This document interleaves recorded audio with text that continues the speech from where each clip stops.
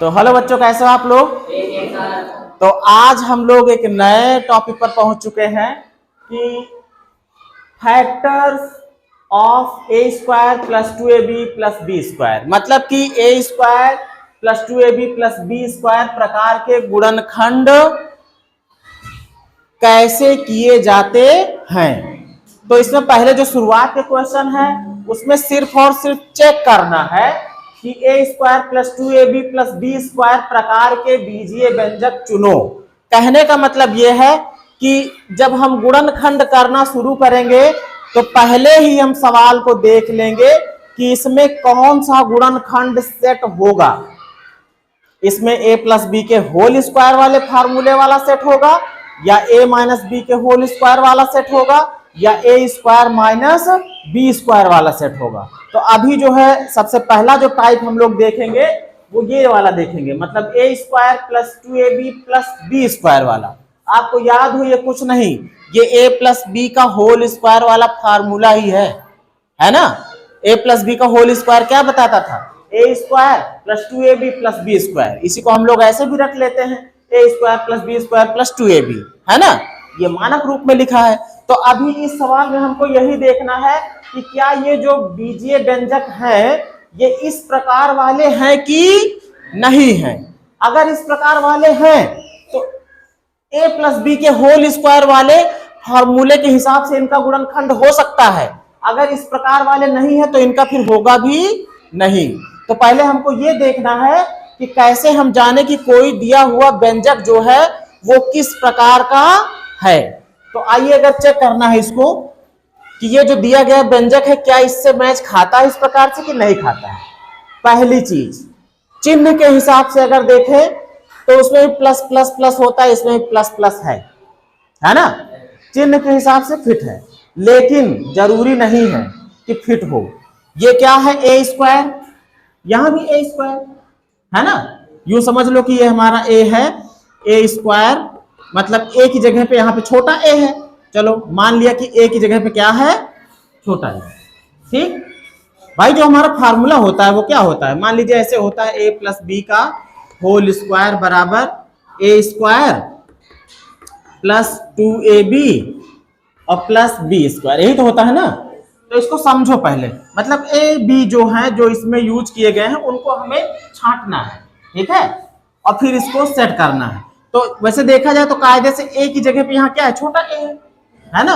मतलब कि ए की जगह पे है हमारा ए, बी की जगह पे क्या है, कुछ दिख रहा, बी की जगह पे 16, ये बी नहीं है, बी स्क्वायर है, ये बी स्क्वायर है। जैसे यहां पर जो था ये ए स्क्वायर था ना, कहने का मतलब ये है कि ये ऐसे था भाई, ए स्क्वायर हमको ए स्क्वायर दिया था, ये दिया था ना। इसका मतलब ए बराबर ए, भाई दोनों तरफ का स्क्वायर हटा दिया।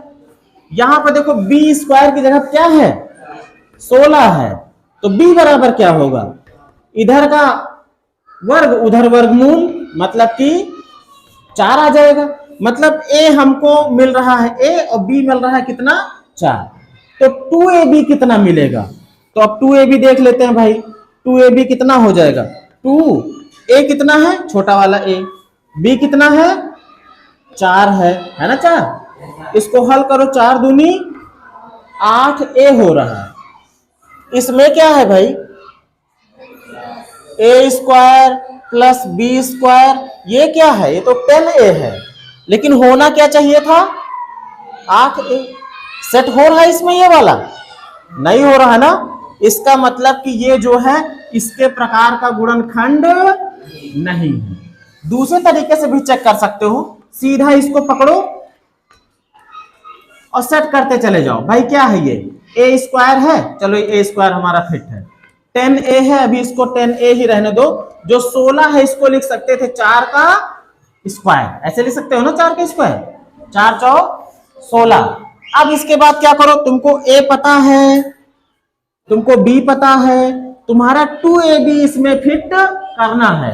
2ab क्या हो जाता भाई, 2ab हो जाता 2, a की जगह तो a ही है, और b की जगह कितना है, 4, 4 दूनी 8a, 8a यहां पर है नहीं, इसलिए ये इसके प्रकार का गुणनखंड नहीं है।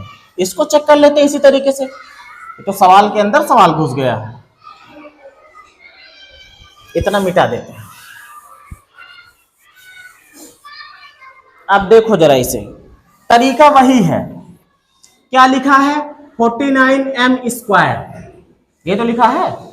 चाहो तो ऐसे कर लो। क्या करो कि ये समझो a² है, ये क्या है? ये 2ab है, और ये क्या है? b²। ऐसा ही तो है। a² की जगह कितना है? a² बराबर है 49m²। तो a हमारा कितना होगा? इधर का वर्गमूल, वर्ग उधर का वर्गमूल हो जाएगा, इधर का वर्ग उधर का वर्गमूल। तो वर्गमूल 49m², 49 का वर्गमूल 7 हो जाएगा, 7 हो जाएगा ना। a बराबर कितना मिलेगा? 7, और इसका वर्गमूल करोगे तो m ही आ जाएगा। तो a का मान 7m आ गया।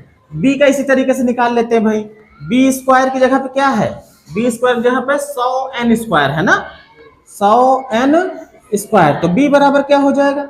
b बराबर हो जाएगा इधर का वर्ग उधर वर्गमूल बन गया, तो 100n²। अब इसका वर्गमूल निकालोगे तो 100 का वर्गमूल 10 होता है, n² का n हो जाएगा, मतलब b कितना मिल गया? 10n। अब हमको ये चेक करना है कि 2ab हमारा फिट आ रहा है कि नहीं आ रहा। तो 2ab अब कर सकते हैं, a हमको पता है और b भी पता है ना। तो 2ab क्या हो जाएगा? 2ab हो जाएगा 2 फार्मूले वाला गुणे a कितना है?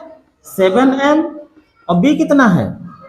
10n। अब तीनों गुणा कर लो भाई, 2 से 14, 14 तो हम 140 m और n, mn 140 mn। देखो आ रहा ना, है ना। मतलब a² भी फिट है, b² भी फिट है, 2ab भी फिट है। तो ये जो है इस प्रकार वाला गुणनखंड ये है। ये वाला निकला है, वो वाला नहीं निकला है ना। तरीका ठीक। चलो।